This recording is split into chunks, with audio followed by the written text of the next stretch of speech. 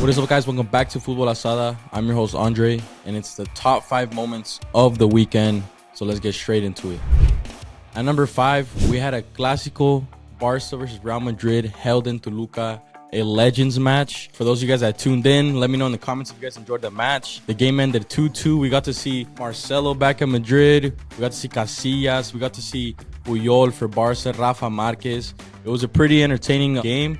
And I think it was sold out too, so it was pretty good to see, especially for the first time being held in Mexico.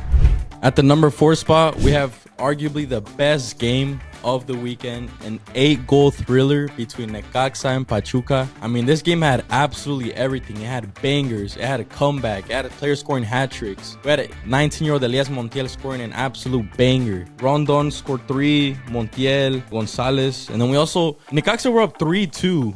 And Pachuca turned it around to win 5-3 away from home. What a game. And of course, the one game I don't see, a Viernes Botanero game, that's the one that goes insane. At the number 3 spot, we have Mexico's Gold Cup group confirmed. We're going to be playing against Piojo Herrera's Costa Rica, Suriname, and Dominican Republic. Let me know in the comments what you guys think about this group.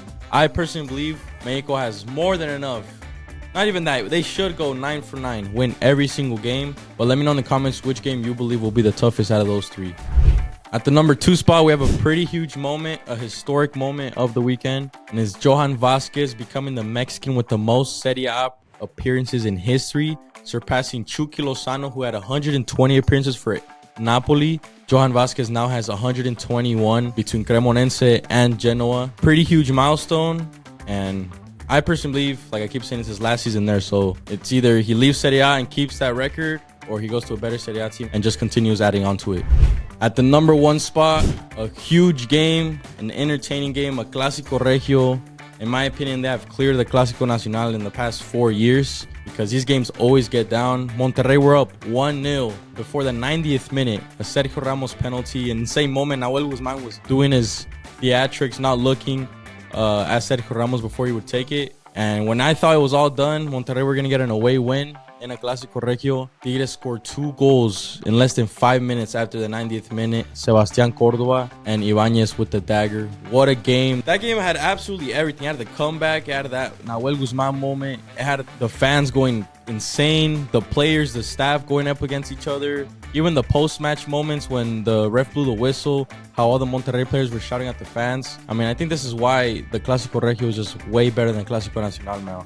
Like, from the very moment the game starts to the very end, it's full of entertainment.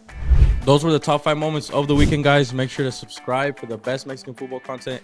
Like the video if you enjoyed it. Hit the post notice to be informed every time we upload this.